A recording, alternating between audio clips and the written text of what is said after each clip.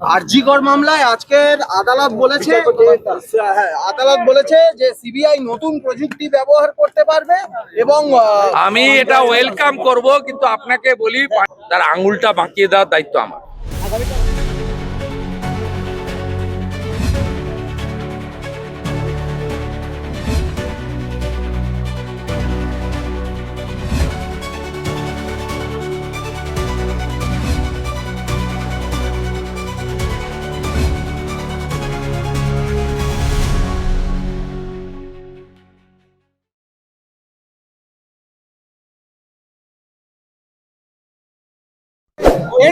এন্ডে লাস্টে দাদা এখনই শেষ হয়ে যাবে। ভবানীপুরে ৫১,০০০ ভোটারের নাম বাদ করে এই রাহুল দাদা একটু জায়গা দাও, মিলিয়ে ৫১,০০০ ভোটারের নাম বাদ করে কি প্রভাব পড়বে? তো ভুয়া ডবল ট্রিপল এন্ট্রি, শিফটিং এবং অবৈধ বাংলাদেশি অনুপ্রবেশকারী রোহিঙ্গা তাদের নাম বাদ দিয়েছে। যারা ভারতীয়, সে হিন্দু হোক, মুসলমান হোক, শিখ হোক, জৈন হোক, বুদ্ধিস্ট হোক, তাদের নাম তো আছে। কারোর কাছ থেকে তো আমি অভিযোগ পাইনি। সেদিন একজন বলেছিল আর বাড়ির সবার নাম উঠেছে, একজনের উঠেনি। আমি বলেছি ট্রাইব্যুনালে আপিল করুন, নিশ্চয়ই সমাধান হয়ে যাবে। এত বড় প্রসেসের মধ্যে একাত্রা ভুল থাকতে পারে, এই জন্য ট্রাইব্যুনাল বালিয়ে দিয়েছে সুপ্রিম কোর্ট। মমতা বন্দ্যোপাধ্যায় অনুপ্রবেশের জন্য আমি বারবার বলবো না, আমার সময় নেই ওসব বলার। আগামীকাল এখন এআই দিয়ে অনেক কিছু করতে পারি। মমতা বন্দ্যোপাধ্যায় অনুপ্রবেশের আমি বলে এসেছি বিজেপি অফিসের সামনে। নমস্কার নমস্কার, কোন ক্লাস?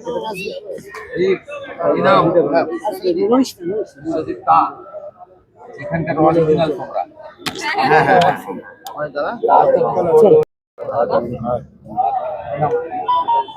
এর সুরক্ষার জন্য আপনারা পরিবর্তন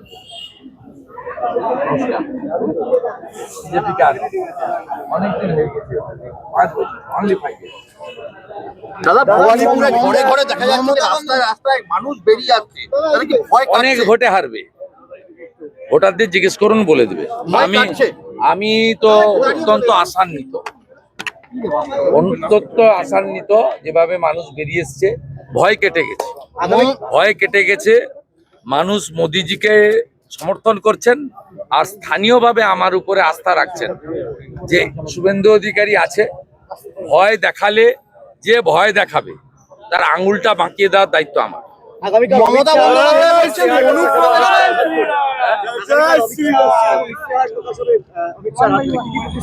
সংকল্পপত্র যা থাকছে কাল দেখতে পাবেন। এভাবে আগের দিন বলেনি কি গো?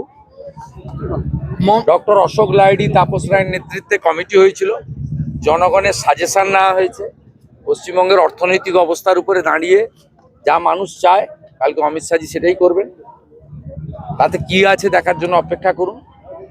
মমতা বন্দ্যোপাধ্যায় বলছেন অনুপ্রবেশের সমস্ত দায় কেন্দ্র সরকার এবং মিলিটারির ওপর, বিএসএফ এর উপর। 600 কিলোমিটার জমি দেননি উনি যে অপরাধ করেছেন ভারত মাতার সঙ্গে, ক্ষমার অযোগ্য। ভগবান ক্ষমা করবে না। আমরা ভারত মাতা বলি, ভারত মাতাকে অসুরক্ষিত করার কাজ এই মুখ্যমন্ত্রী করেছেন। 555 কিলোমিটার যেখানে জমি দিতে পারতেন, বেড়া দিতে পারেনি ভারত সরকার। নন্দীগ্রামে আপনার প্রতিদ্বন্দ্বী পবিত্র করের এগেইনস্টে এফআইআর হয়েছে।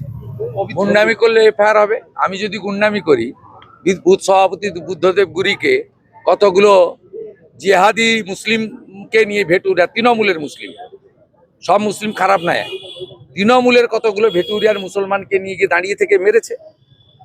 ভিডিওতে দেখা গেছে, ভিডিও ফুটেজে ওনার প্রেজেন্স হয়েছে। আইন কি ওনাদের জন্য আলাদা নাকি? এতদিন তৃণমূলের নামে এফআইআর হতো না, এখন ইলেকশন কমিশন আছে বলে এফআইআর করতে বাধ্য হচ্ছে। রত্না চ্যাটার্জির নামে হচ্ছে, শান্তি কুণ্ডুর নামে হচ্ছে, আর ওখানকার কে নাম ওর নাম আমি বলে পাবলিসিটি দেবো না। চেনেই না কেউ, ওর পঞ্চায়েতের বাইরে ওকে কেউ চেনেই না, আমি ওর নাম বলতে যাবো। নন্দীগ্রামে সব মিলিয়ে 14,000-এর নাম বাদ করেছে। নন্দীগ্রামে সব মিলিয়ে 14,000 ভোটারের। যারা মৃত তাদের নাম বাদ গেছে, যারা অবৈধ তাদের নাম বাদ গেছে। যার নাম দিল্লিতে আছে, হাওড়াতে আছে, তার নাম নন্দীগ্রামে থাকবে কেন? একজন ভোটারের নাম তো এক জায়গায় থাকবে। এসআইআর ইজ নট নিউ, এটা নবম। এই এসআইআর হয়েছিল 2002-এ, 3-এ ভোটার লিস্ট বেরিয়েছিল, 4-এ মমতা ব্যানার্জি এখান থেকে 98,000 ভোটে জিতেছিলেন লোকসভাতে। তখন মিষ্টি ছিল, এখন তিতো হয়ে গেছে। আরজিকর মামলায় আজকের আদালত বলেছে আদালত বলেছে যে সিবিআই নতুন প্রযুক্তি ব্যবহার করতে পারবে এবং আমি এটা ওয়েলকাম করব, কিন্তু আপনাকে বলি পানিহাটি থেকে মা জিতছেন আর আমরা সরকার করছি। নতুন সরকার অভয়ার পরিবারকে বিচার পাইয়ে দেওয়ার কাজ করবে এবং বিনীত গোয়েল, সন্দীপ ঘোষ সহ মমতা ব্যানার্জিরা যে কনস্পিরেসির সঙ্গে যুক্ত ছিলেন, নির্মল ঘোষেরা, আমরা সামনে আনবো। অপেক্ষা করে থাকুন। সরকার হলে আমাদের কোনো কোর্টেও যেতে হবে না, কোনো এজেন্সির কাছে যেতে হবে না। পশ্চিমবঙ্গে প্রচুর দক্ষ পুলিশ অফিসার রয়েছে, অনেক অবসরপ্রাপ্ত বিচারপতি রয়েছে। দক্ষ পুলিশ অফিসারদের দিয়ে সিট সিআইডি বানিয়ে আমরাই প্রশাসনিকভাবে অনেক কিছু করতে পারবো। সেই আশা নিয়েই কিন্তু সন্দেশখালীর প্রতিবাদী রেখা হিঙ্গলগঞ্জে দাঁড়িয়েছে, কামদুনির প্রতিবাদী টুম্পা কয়াল বিজেপির সঙ্গে, এবং সেই আশা নিয়েই অভয়ার মা পানিহাটিতে পদ্মফুলের প্রার্থী। ওরা যাদের যে দলকে বিশ্বাস করেছে, আপনারাও সেই দলকে বিশ্বাস করতে পারেন। সিউড়িতে আজকে প্রধানমন্ত্রী সভায় আসার সময় বিজেপি প্রার্থীদের উপর হামলা হয়েছে, অ্যাটাক হয়েছে। কোন জায়গায় হয়েছে? এটা হয়েছে সোৎসাল এলাকা। আমি এক্ষুনি ধ্রুব সাহা, জগন্নাথ চ্যাটার্জি, অন্য নেতাদের, দুধকুমার মণ্ডলদের সঙ্গে কথা বলছি, ব্যবস্থা নেব।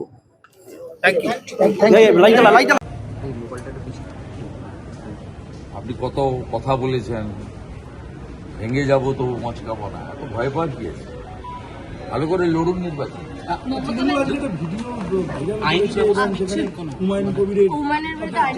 না না, আমার কোনো স্ট্যান্ডই নেই। আমার নাম অনেকবার ওখানে এসেছে।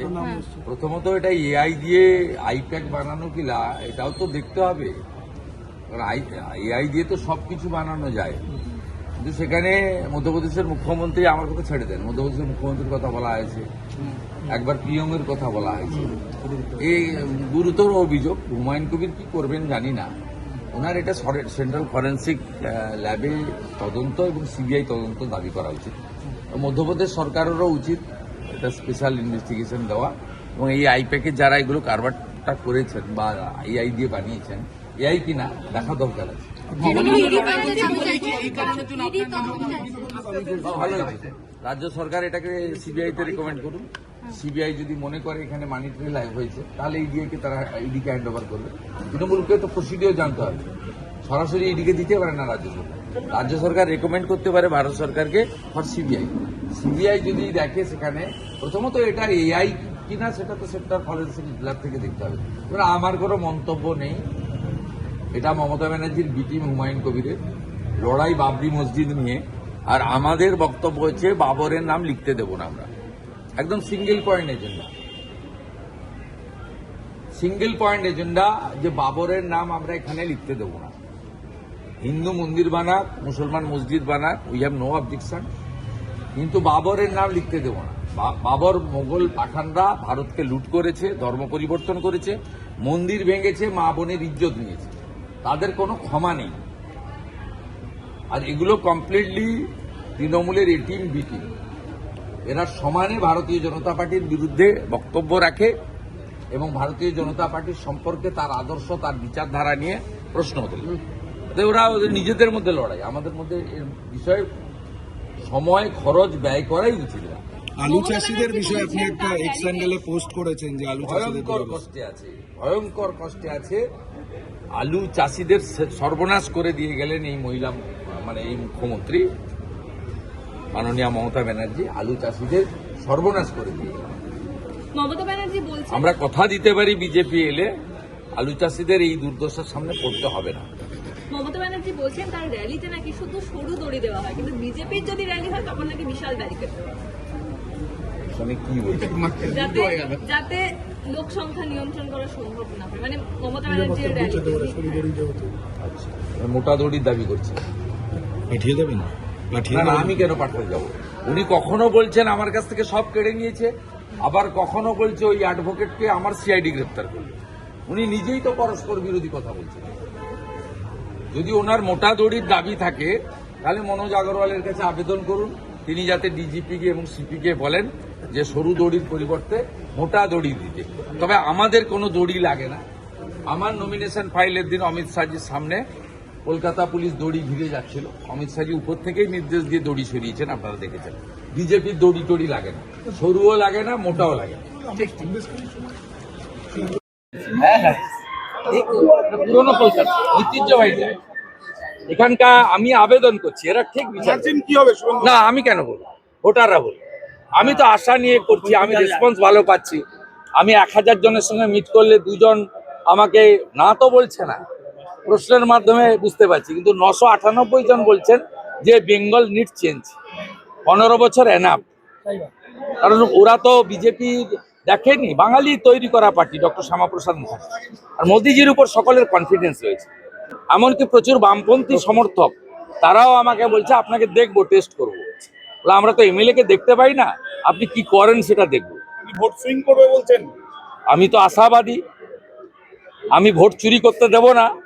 আপনারা আমাকে নন্দীগ্রামে দেখেছেন, লালগড়ে দেখেছেন, বিধানসভার ভিতরে দেখেছেন। অপোজিশন লিডার কাকে বলে কিছুটা হলেও করার চেষ্টা করেছি। গণতন্ত্রে অপোজিশন খুবই প্রয়োজনীয়। আমি ভোট চুরি করতে দেব না, বাকিটা ভবানীপুরের গণদেবতা।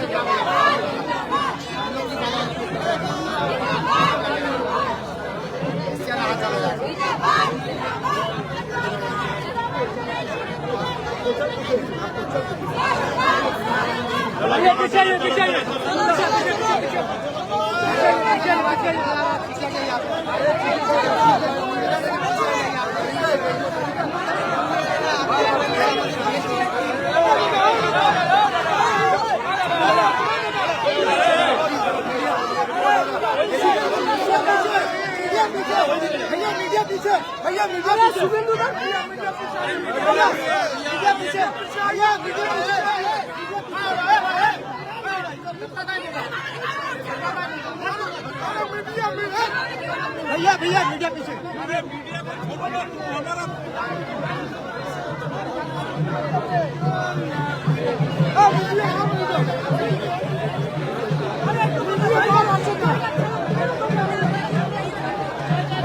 चलो चलो चलो चलो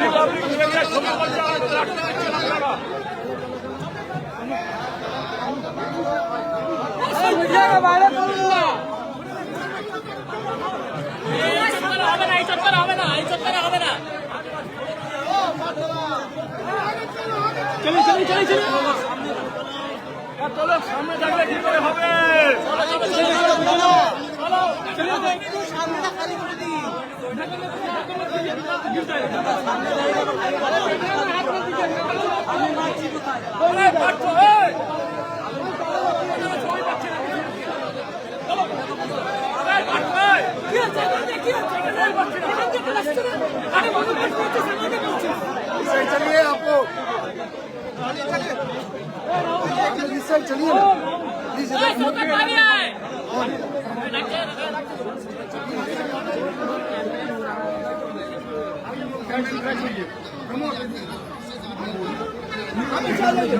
आप पीछे आ जाइए।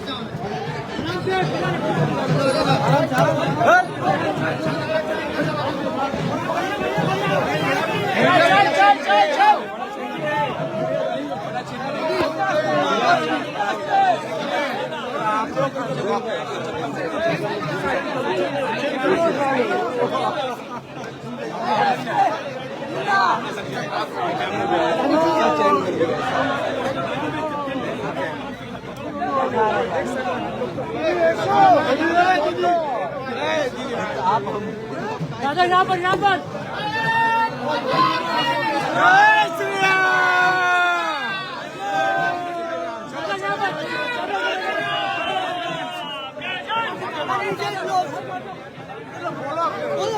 দাদা আপনি সামনে সরে যান না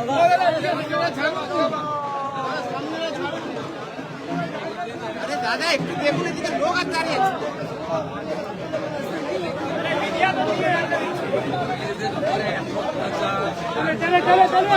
দাদা কত বলছে আসতে ভাই দাদার অডিওটাই পাচ্ছি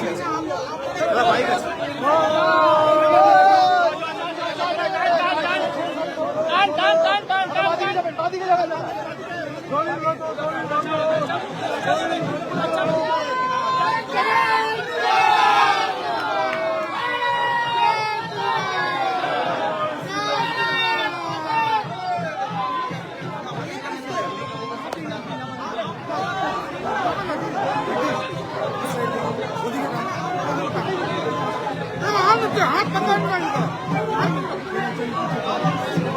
चलिए पीछे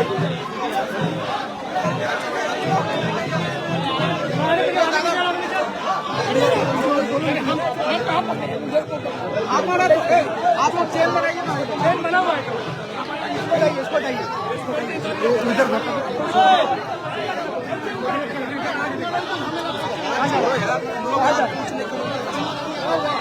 बोलिए ज्यादा तो अच्छे से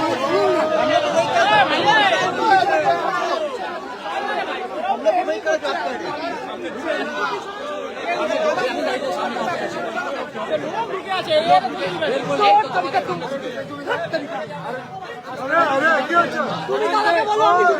আপনি দাদাকে গিয়ে বলুন আমি ঢুকে আপনি দাদাকে আপনি ছাড়ুন আপনি দাদাকে বলুন আমি ঢুকেছি যান আপনি দাদাকে বলুন দাদা প্লিজ দাদা প্লিজ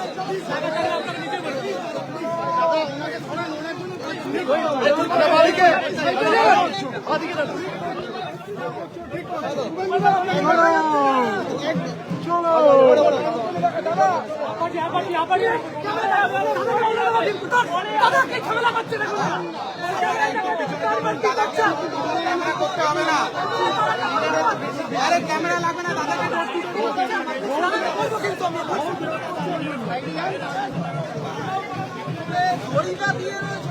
दादा पब्लिक से मिल रहा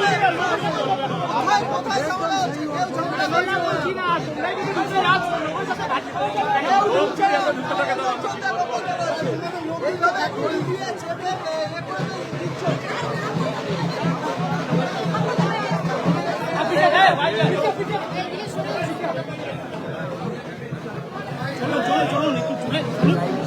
चलो चलो